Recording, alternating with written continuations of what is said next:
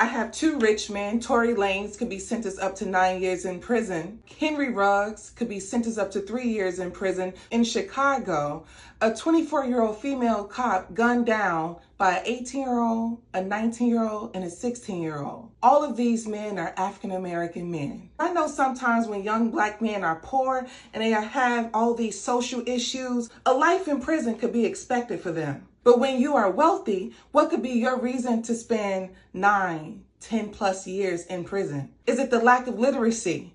Inability to read and write has a direct correlation to behavioral issues. Could it be your ability to just self-destruct, no conflict resolution? What is it about our community and why aren't we taking this more seriously? You got poor men headed to jail and you have rich men headed to jail. Everything we use today is a system created.